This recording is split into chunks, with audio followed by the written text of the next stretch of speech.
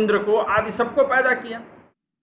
तो कहीं पर यह लिखा हुआ मिल जाएगा किसी अन्य पुराण में कि सूर्य ने ही, अगर आप सूर्य पुराण पढ़ेंगे तो सूर्य ही आदि देवता है और ब्रह्मा विष्णु महेश आदि सबको उन्होंने उत्पन्न किया है। जब आप शक्ति उपासना पद्धति में जाएंगे तो पता चलेगा कि माता रानी ने ही बाकी सबको पैदा किया हुआ है। तो कौन सा सही है कौन सा गलत है, इसको कैसे समझा जाए? आप मेरी एक बात हमेशा याद रखिएगा, आजकल व्हाट्सएप यूनिवर्सिटी का बड़ा जोर है और लोग धर्म शास्त्रों को छोड़ करके आजकल व्हाट्सएप यूनिवर्सिटी पर बड़ा भरोसा करके बैठे हुए हैं। वो सब आते हैं ना, संबित पात्रा और कौन वो एक आजकल नया पैदा हुआ है, सुधांशु त्रिवेदी वगैरह, तो कुछ नहीं आता इन सबको। ये सब तो शुद्ध रूप से भगवान के खिलाफ खड़े हैं। आप कभी भाषा वगैरह सुनिए इन सबकी, ये भगवान के ही खिलाफ खड़े होते हैं।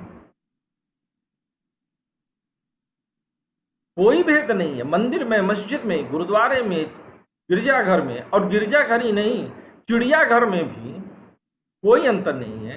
चिड़ियाघर में जो जीव जंतु अंदर अपने अपने पिंजरे में पाए जाते हैं वो ठीक वैसे ही है जैसे मंदिर में हमारे देवी देवता हैं।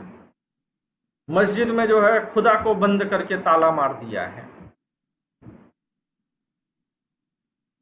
कोई अंतर नहीं है। गिरजाघर और चिड़ियाघर में कोई अंतर नहीं है, क्योंकि सब कुछ ब्रह्म है। सर्व खलु इदम ब्रह्मम, और उसी ब्रह्म में जब माया का जुड़ाव हो जाता है, और वह वास्तविक जुड़ाव भी नहीं है, अविद्या के कारण हमको लगता है, तो अविद्या के कारण ही हम ब्रह्म को ईश्वर समझ बैठते हैं। इसीलिए मैं हमेशा कहता हूं कि अगर आपको सच्चा ज्ञान हो जाए तो ईश्वर भी मिथ्या हो जाए। कब तक? तो क्या हम सुंदरकांड का पाठ करना रोज छोड़ दें? बिल्कुल नहीं साहब,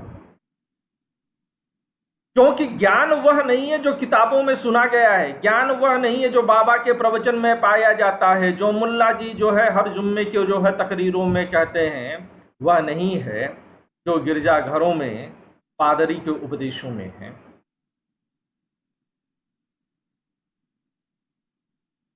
तो फिर है क्या? ज्ञान वह है जो चिंतन मनन और निधिध्यासन की नियमित प्रक्रिया और नियमित अभ्यास से स्वयं की अनुभूति में उतरता है। यह जब उतरता है तो व्यक्ति मौन हो जाता है। क्या आशीष सर को उस सत्य का ज्ञान है? नहीं है। क्यों नहीं है? क्योंकि आशीष सर बोल करके बताने की कोशिश कर रहे हैं। ब्रह्म को बोल करके बताया ही नहीं जा सकता। मैंने बृहदारण्यक उपनिषद में भी याज्ञवल्क्य और गार्गी जी के मध्य संवाद का उदाहरण लिया था। मैंने और भी कई जो है उदाहरणों के जरिए आपको समझाने की कोशिश की है कि नेति नेति स्वरूपम ब्रह्मम। तो जब तक वह ज्ञान न हो जाए तब तक अपने ध्यान को केंद्रित करने के लिए तुलसीदास लिखते हैं, और बहुत सुंदर तरीके से तुलसीदास लिखते हैं। क्या लिखते हैं तुलसीदास? तुलसीदास लिखते हैं कि इंद्रियों और मन की जहां तक गति है, इंद्रिय और मन की जहां तक गति है, माया का प्रसार वहां तक है।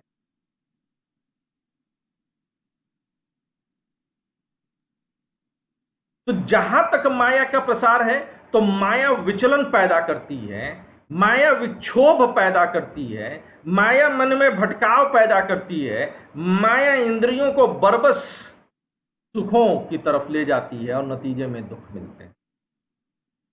तो आवश्यकता किस बात की है कि इंद्रिय और मन का नियंत्रण किया जाए, और इंद्रिय और मन का नियंत्रण इसी ईश्वर के माध्यम से संभव है। इसी सगुण ब्रह्म के माध्यम से संभव है। तो करिए, रोज सुंदरकांड का पाठ करिए, क्योंकि वह बरबस आपके इंद्रियों को, आपके मन को संतुलित करने की कोशिश करेगा। अपने गुरु की, अपने भगवान की, अपने माता पिता की घर में बड़ी बड़ी फोटो लगाइए साहब, क्योंकि वह क्या कर रहा है, वह आपको संतुलित करने की कोशिश कर रहा है।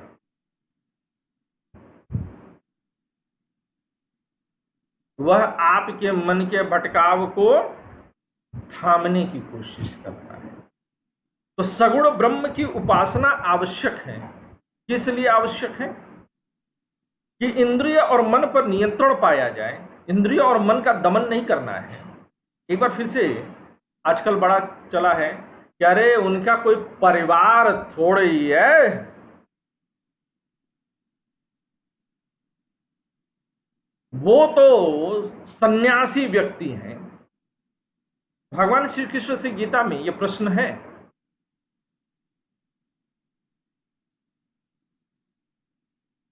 कि आपको गृहस्थ और सन्यासी में से सबसे अधिक प्रिय कौन है? और साधारण तौर पर हमको लगेगा कि भगवान श्री कृष्ण कहेंगे कि हमको गृहस्थ प्रिय है, सन्यासी प्रिय नहीं है। और भगवान श्री कृष्ण यही उत्तर भी देते हैं। हम जानते हैं कि सब कुछ छोड़ करके, देश दुनिया को छोड़ करके कहीं एक जगह बैठ करके धुनी रमाना और तब राम नाम जपना, यह एक अलग बात है। लेकिन अपने परिवार का पालन पोषण करते हुए, क्योंकि यह परिवार, यह संबंध, यह संसार, यह ईश्वरकृत है। ईश्वर ही हमारा जन्मदाता है, ईश्वर ही हमारा पालन करता है और ईश्वर ही संहार करता है। तो ईश्वर ये नहीं चाहता है कि आप संन्यास लीजिए, भगवा ओढ़ करके जाइए, राम नाम जपिए। ईश्वर ये चाहता है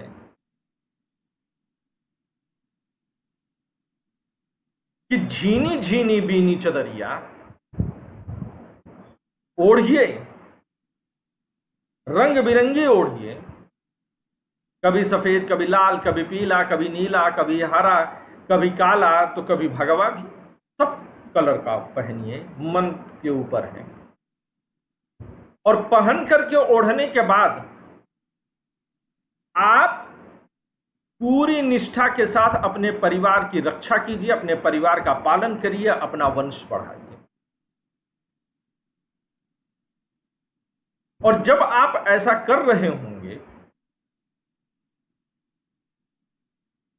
और तब भी प्रभु स्मरण बना रहे, तब भी आत्म प्रकाशन की वह इच्छा जागी रहे, तभी यह माना जाएगा कि आप में ईश्वर की वास्तविक भक्ति है। सन्यासी फ्रॉड है।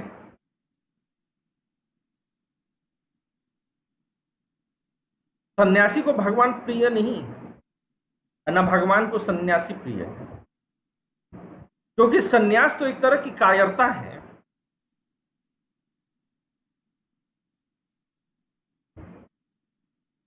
सन्यास कायरता है। गृहस्थ होना यह बहादुरी है, परिवार का होना यह पराक्रम है, और ईश्वर की दृष्टि में भी यह श्रेष्ठ है। सन्यास श्रेष्ठ नहीं।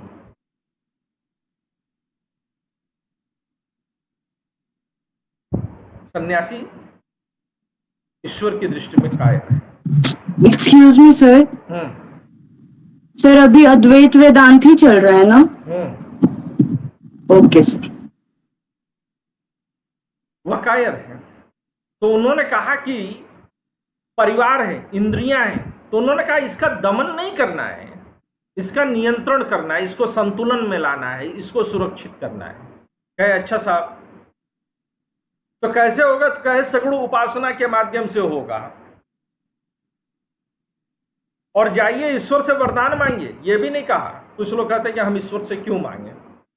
कुछ लोग कहते हैं कि रोज ईश्वर के पास जाएंगे, हे ईश्वर हमको गाड़ी दे दो, हे ईश्वर हमको बंगला दे दो, हे ईश्वर हमको नौकरी दे दो, हे ईश्वर हमको ये दे दो, हे ईश्वर हमको वो दे दो। ठीक है भैया, आप दुर्गा सप्तशती पढ़ते हैं?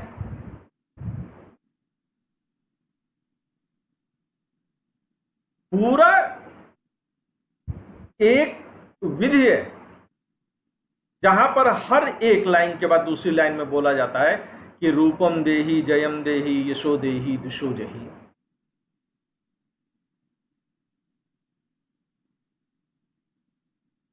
इतना ही नहीं, वहां पर जो है सुंदर पत्नी की अभिलाषा भी की गई है। पत्नी मनोरमा में वृत्तानुसारिणी, कि मन के अनुकूल रहने वाली पत्नी दीजिए। ऐसी पत्नी मत ये प्रभु दे देना जो अपने मन के अनुकूल बनाने लगे। हमारे मायके में तो वो होता था। इसी तरह से पति को भी चाहिए कि पत्नी के अनुरूप रहे। सिर्फ पत्नी का ही दायित्व नहीं है, तो दोनों तरफ मान लिया जाना चाहिए कि जीवन साथी जो होना चाहिए वह संतुलन की अवस्था में होना चाहिए। संतुलन बहुत आवश्यक है।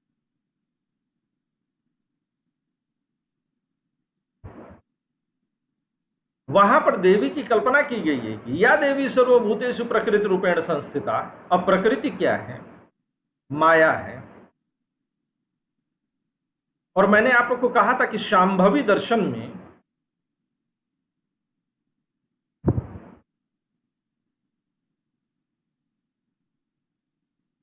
यह कल्पना की गई है कि महेश्वर जो है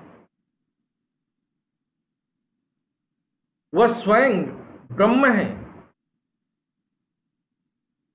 और मां गौरी जो शक्ति रूप है वह प्रकृति है। सांख्य दर्शन में भी इसे पुरुष और प्रकृति के रूप में समझाया गया है। आप नहीं मांगना चाहते हैं वह भी सही है।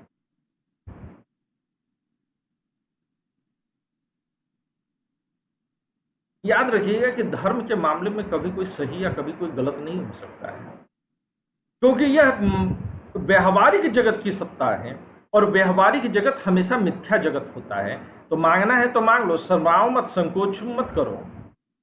अरे ईश्वर, उससे ना मांगोगे तो किससे मांगोगे? जाकर के बॉस से इंक्रीमेंट मांगोगे? जाकर के बॉस से प्रमोशन के लिए कहोगे? बनिया से जाकर के कहोगे? सरकार से कहोगे? और अगर इनसे कह सकते हो तो अपने ईश्वर से, जो कि आपका ही मूल स्वरूप है, आपसे भिन्न नहीं है, उससे कहने में कैसा संकोच, कैसी शर्म, कैसी लज्जा? नहीं कहना चाहते हो? अरे जब मैं ही खुद हूं तो कहने की क्या जरूरत है? मेरी इच्छा तो मैं जानता ही। दोनों सही है, दोनों भाव से।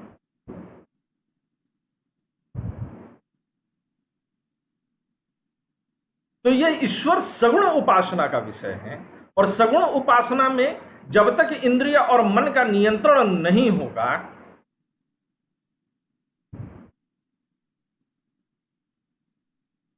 तब तक, जब तक कि अपने मस्तिष्क पर नियंत्रण नहीं होगा तब तक आपकी ईश्वरीय उपासना अधूरी है।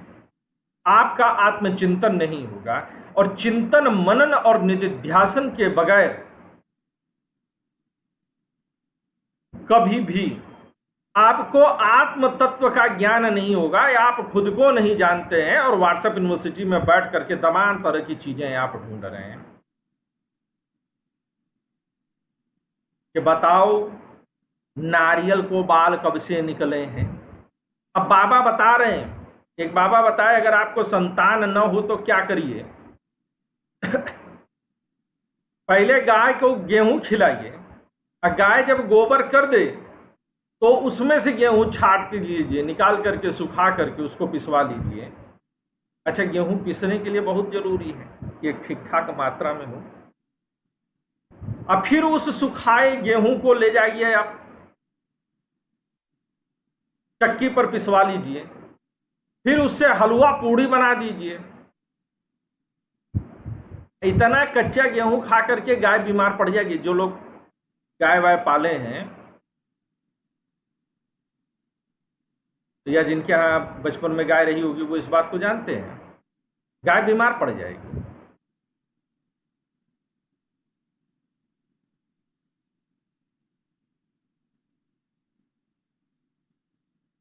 तो व्हाट्सएप यूनिवर्सिटी वाले बाबा बता देते हैं।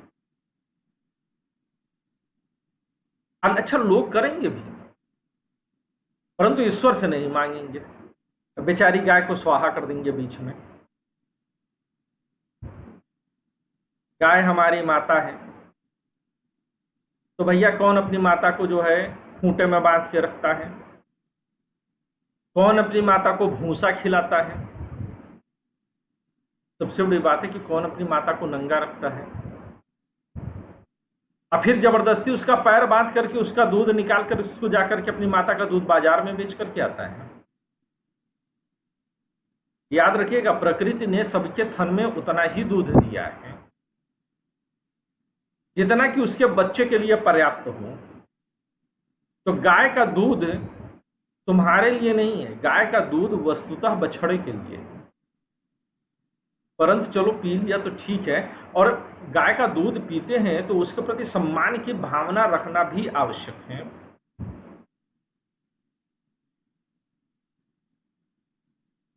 क्या ईश्वर से मांगने पर सब मिलता है? बिल्कुल मिलता है। ईश्वर से मांगने पर सब कुछ मिलता है, आपकी कल्पना से बाहर भी जाकर के मिलता है। बस मांगिए, सच्चे मन से मांगिए। आपके मन में कभी संदेह नहीं होना चाहिए। आप मांगिए। पहली चीज कि आप जिस ईश्वर को मानते हैं उसे आप पूर्ण रूप मानिए, और फिर दूसरा, उस ईश्वर पर कभी संदेह मत करिए। फिर इस बात पर मन में भी कभी संदेह मत लाइएगा कि नहीं मिलेगा। और जिसका संदेह से परे ईश्वर पर अगर आपको नहीं मिल रहा है तो समझ लीजिएगा कि ईश्वर की भक्ति में कहीं ना कहीं आपके मन में संदेह है, डाउट है। कभी आप इस बाबा के बताए हुए रास्ते पर चलेंगे, कभी उस बाबा के बताए हुए रास्ते पर चलेंगे, तो आप बीच में बिखर जाएंगे।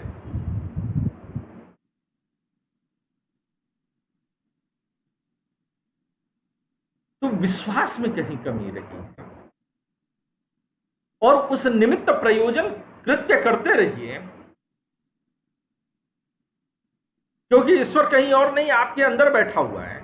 अगर मुझे ये चाहिए कि मैं 2024 में आईएएस बनूं, या मुझे ये चाहिए कि मुझे गाड़ी चाहिए, मुझे बंगला चाहिए, तो मुझे 2024 में आईएएस बन जाना चाहिए। मैंने ईश्वर से मांगा, ये ईश्वर मुझे 2024 में आईएएस बना दो, मेरी सारी मनोकामनाएं पूर्ण हो जाएंगी। अब ईश्वर कौन है? आप स्वयं हैं। तो अपने आप पर पूर्ण विश्वास रखिए, और जब अपने आप पर पूर्ण विश्वास आप रखेंगे, क्योंकि ईश्वर आपसे बाहर नहीं है, एक में वो ना द्वितीयम, एक ही है, दूसरा कहीं है ही नहीं। और जब वो पूर्ण विश्वास रख करके आप प्रयोजन सिद्धि है तो चलेंगे। अब क्या ईश्वर जी आपके लिए चलेंगे? नहीं, आप ईश्वर जी तक जाइए। तो जब आप चलेंगे उस प्रयोजन के साथ तो सिद्धि होगी। अच्छा, कई बार ये होता है, अनिका, ईश्वर वाले प्रसंग में आप आए,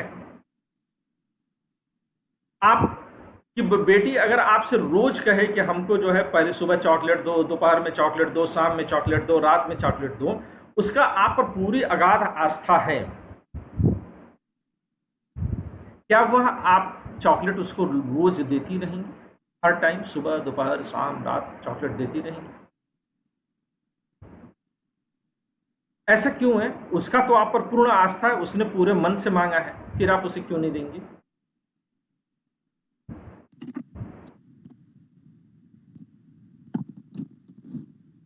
अनिका,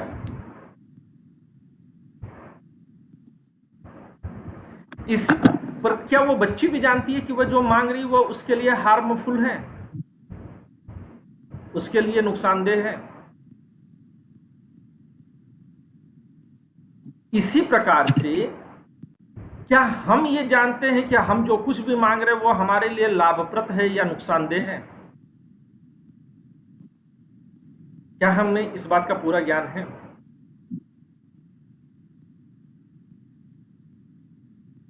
नहीं। और अगर उसे ईश्वर ने नहीं दिया तो क्या ईश्वर पर नाराज हो जाना चाहिए? ठीक उसी तरह से जैसे आपकी बेटी आपको चॉकलेट न देने पर आप पर नाराज हो जाती है। तो अगर ईश्वर ने कुछ नहीं दिया है तो ये समझ लीजिएगा कि हमारे फायदे के लिए है। आप कहेंगे ईश्वर ने तो हमको कष्ट दे रखा है, तो प्रारब्ध में आपके जो पड़ा हुआ था उसका भुगतान कौन करेगा? अगर आज कष्ट मिल रहा है तो प्रारब्ध के पाप आपके कट रहे हैं, और प्रारब्ध के पाप जब तक नहीं कट जाएंगे तब तक आपको आत्मज्ञान संभव नहीं है, तब तक आपको सतचित आनंद की प्राप्ति नहीं हो सकती है। ठीक ये वैसे ही जैसे आपकी बेटी के हाथ पे एक फोड़ा निकल आया है, आपको पता है कि आप उसको दबा करके फोड़ देंगी तो उसको तकलीफ होगी, परंतु आप जानती हैं कि आप अगर उसको ये कष्ट नहीं देंगी तो उसको और बड़ा कष्ट हो जाएगा, इसलिए आप वो फोड़ा तोड़ देंगी। तोड़ेंगी या नहीं तोड़ेंगी मां होकर के भी? इसी तरह से जब हमको कष्ट मिलता है, हमको जितना बड़ा कष्ट मिल रहा है, ये मान करके चलिएगा कि प्रारब्ध में हमारे उतने बड़े पाप पड़े हुए हैं। आज तो पास्ट लाइफ रिग्रेशन कोर्सेज होते हैं, आप जाकर के पिछले जन्म में देख सकते हैं कि आप कौन थे। किसी से आपका अगर संबंध है भी, किसी भी प्रकार का संबंध अगर बना है, तो उसके पीछे पास्ट लाइफ का कोई न कोई एक जुड़ाव अवश्य रहा है, चाहे वह दोस्त के रूप में संबंध बना है, चाहे दुश्मन के रूप में बना है।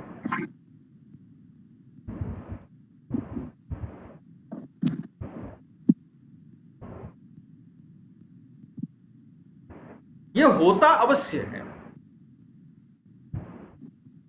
ढूंढने की आवश्यकता है। और या तो फिर आप पिछले जन्म को ढूंढने बैठिए और अपना इस जन्म का समय गंवा दीजिए, या मान करके चलिए कि एक ईश्वर है जो हर प्रकार से कल्याणकारी है, सत्यम शिवम सुंदरम है, और वो हमारे कल्याण के लिए कार्य कर रहा है। तो मिली हैं अगर विपरीत परिस्थितियां तो भी हमारा कुछ भला हो रहा है। कष्ट से कष्ट, तकलीफ से तकलीफ, दुख से दुख अगर मिलता चला गया है तो समझ लीजिएगा कि पिछले जन्म के आपके जो पाप हैं कट रहे हैं। और अगर ये धारणा बना ली तो उस दुख को सहन करने की क्षमता ज्यादा बेहतर हो जाती है और आगे शुभ कर्म को करने की प्रेरणा उतना ही ज्यादा मिल जाती है।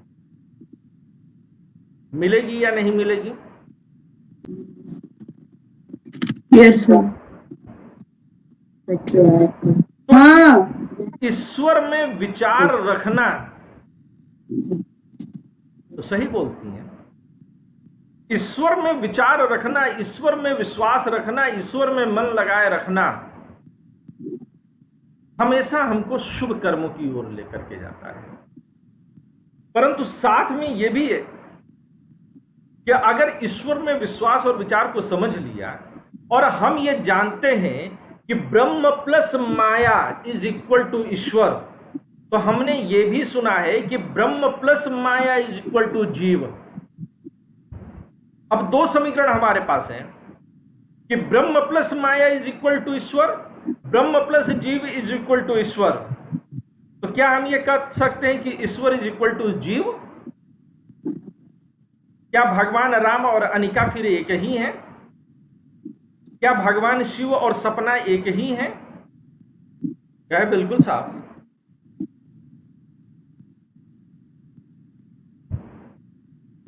तो क्या आज से यह संभव है कि सपना जो है मंदिर में एक शीशा रख करके खुद ही को अगरबत्ती दिखाना शुरू कर दे? संभव है। अगर आप गायत्री परिवार के मंदिरों में जाइए और आप हरिद्वार में जो शांति कुंज है, अगर आप वहां पर जाइए कभी, तो आप देखेंगे कि मेन मंदिर में एक आत्म देवता का भी जो है हिस्सा है, और वहां पर और कुछ नहीं है, सिर्फ एक शीशा रखा हुआ है, और वहां पर जाकर के आप पूजा कर सकते हैं। और वो पूजा हुई किसकी? आप ही के प्रतिबिंब की हुई। इसका मतलब यह है कि जीव और ईश्वर एक ही हैं, क्योंकि ब्रह्म के अतिरिक्त किसी ईश्वर को देखा जाना, ब्रह्म के अतिरिक्त किसी जीव को माना जाना, यह दोनों ही अविद्या के कारण हैं। और हम पहले भी पढ़ चुके हैं कि एक मूला विद्या है और एक तूला विद्या है। जब अविद्या पूरे संसार को एक जैसी दिखाती है तो यह तूला विद्या है। और जब हर जीव को अलग अलग नजर आती है तो यह मूला विद्या है। तो ब्रह्म में जब हम तूला विद्या के रूप में देखते हैं तो ईश्वर दिखाई देते हैं, और जब मूला विद्या के रूप में देखते हैं तो अलग अलग जीव दिखाई देते हैं। परंतु ईश्वर और जीव दोनों ही मिथ्या हैं। ये सत्य कब तक है? ये तभी तक सत्य माने जा सकते हैं जब तक कि इनकी प्रतीति हो रही है। जब हमें आत्मज्ञान हो जाएगा, आत्म तत्व की प्रकाशना हो जाएगी, तब यह अविद्या हट जाएगी और तब जीव और ईश्वर के मध्य की दूरी भी मिट जाएगी। हनुमान जी वानर कुल में पैदा होते हैं, लेकिन आत्म तत्व का ज्ञान होता है कि आज बराबर राम भगवान के बराबर जो है उनके भक्त भी पूजे जाते हैं। खाटू श्याम भगवान के बराबर पूजे जाते हैं, भगवान का ही रूप मान लिया गया। और जब रामानुज दर्शन पढ़ेंगे हम लोग विशिष्टाद्वैत, तब आप ये देखेंगे कि जीव ईश्वर का रूप भी ग्रहण कर सकता है मोक्ष की अवस्था में। इसे सारूप्य मोक्ष माना गया, लेकिन शंकराचार्य इस बात को नहीं मानते हैं।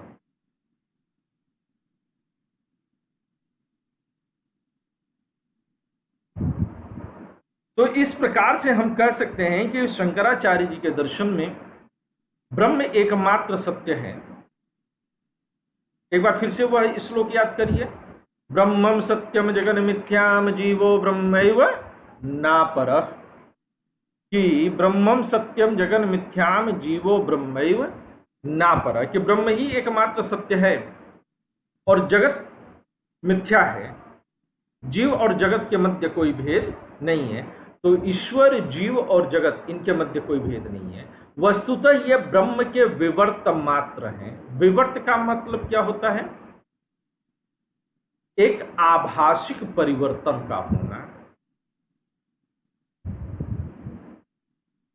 आभासिक परिवर्तन का मतलब क्या है?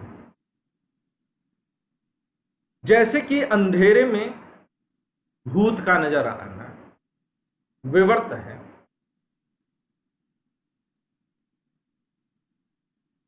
जब से चंद्रयान 3 चंद्रमा पर लैंड किया है, तब से लोगों को अपनी महबूबाएं भी चंद्रमा जैसी अब नहीं प्रतीत होती हैं। चांद सी महबूबा हो मेरी, कभी ये मैंने सोचा था। उतने बड़े बड़े गड्ढे नहीं है, मतलब पिंपल्स वगैरह नहीं है तुम्हारे महबूबा को। क्या पहले की कविताएं गलत लिखी गई थी? क्या उपमाएं गलत हो गई? सपना।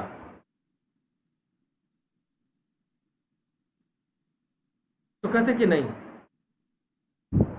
जब तक थोड़ी दूरी बना करके रखे तभी तक महबूबा सुंदर नजर आती है। ब्याह करके बहुत नजदीक अगर हो गए तो फिर वो चंद्रयान वाली चंद्रमा नजर आती है। जब तक थोड़ी दूरी है तब तक वह कविताओं वाली चंद्रमा नजर आती है। कुल मिलाकर के विवर्त का होना आभासिक परिवर्तन का होना है। रस्सी में सांप का दिखाई देना, तुलसीदास की कथा मैंने आप लोग को सुनाई थी। तुलसीदास ने रस्सी में सांप नहीं, सांप में रस्सी समझ लिया।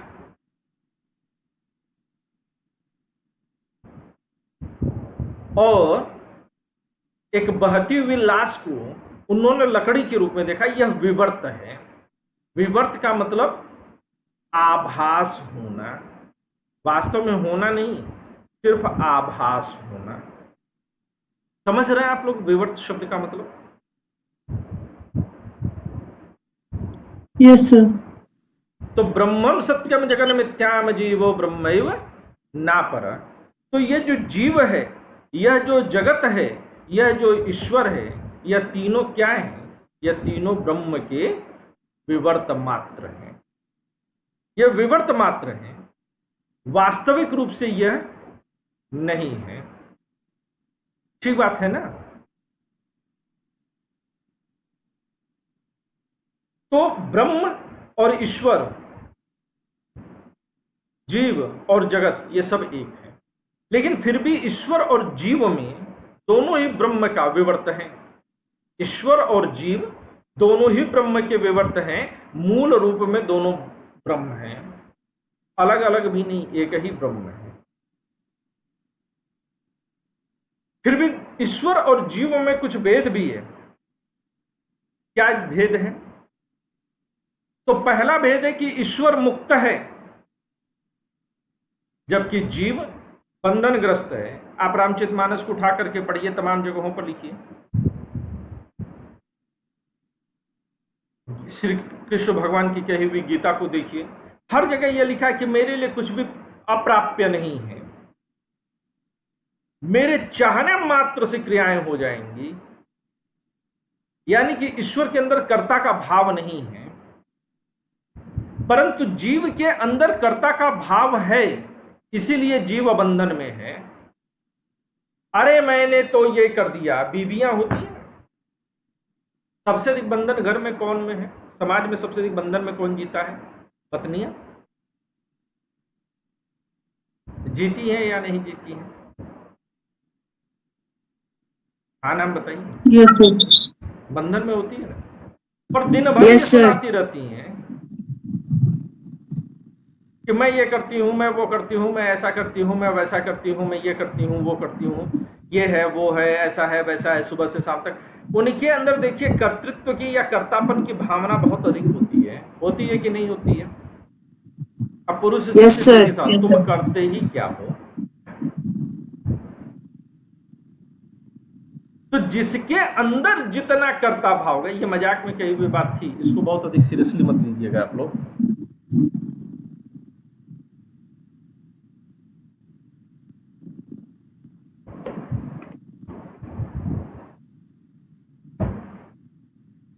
और इस तरह के वीडियो को जरा आप लोग शेयर भी करा करिए, ताकि 2-4 लोग और सुने तो उनके भी कुछ बंधन, कुछ पाप कम होने चाहिए।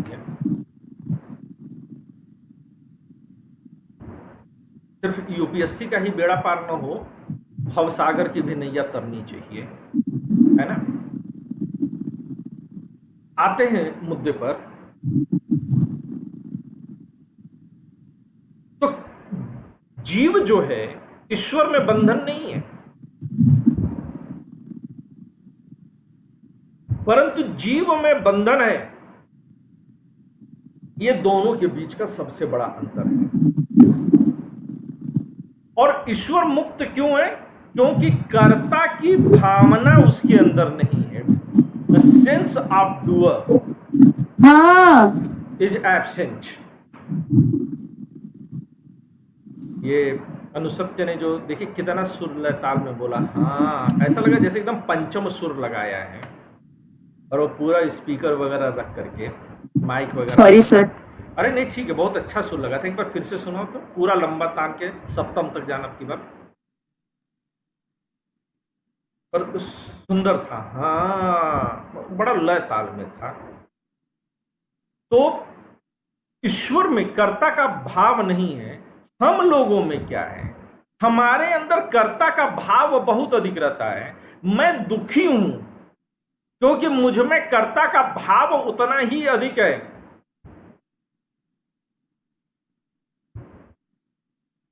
मैंने ऐसा किया ही नहीं, लोग फिर भी मुझको कहते हैं, और मैंने ऐसा किया लेकिन लोग उसके लिए कुछ नहीं कहते हैं। दोनों में कर्ता का भाव बैठा हुआ, यही तुम्हारे दुख का कारण है।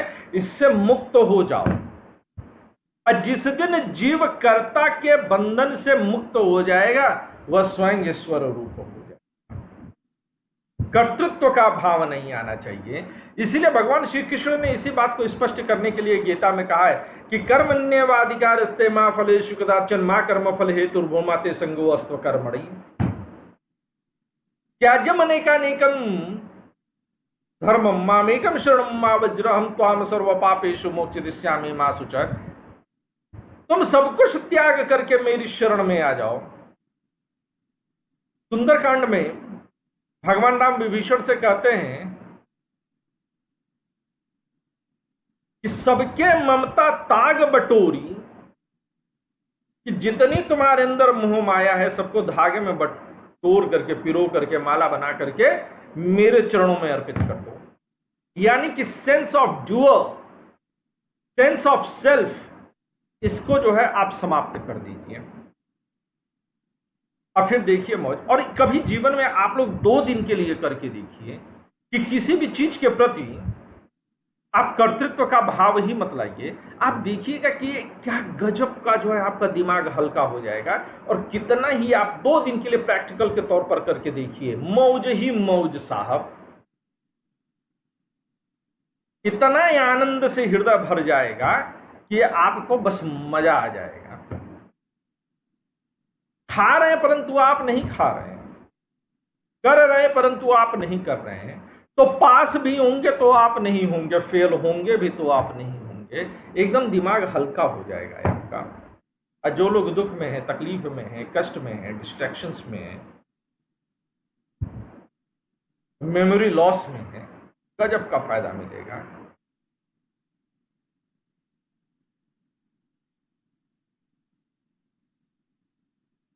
एक और अंतर जीव और ईश्वर के मध्य है, और वह क्या है कि ईश्वर उपास्य है, द ऑब्जेक्ट ऑफ वर्शिप,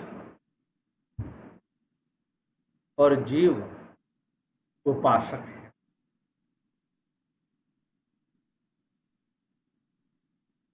ईश्वर की पूजा की जाती है और जीव पूजा करता है। एक और भेद है, ईश्वर कर्म फल दाता है। बहुत सारे दर्शनों में ईश्वर क्या है? कर्म फल दाता है। तो जीव क्या है? जीव कर्म के फलों को भोगने वाला भोक्ता है।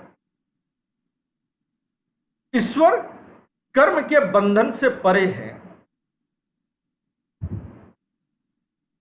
ईश्वर को कर्म का बंधन नहीं होता है।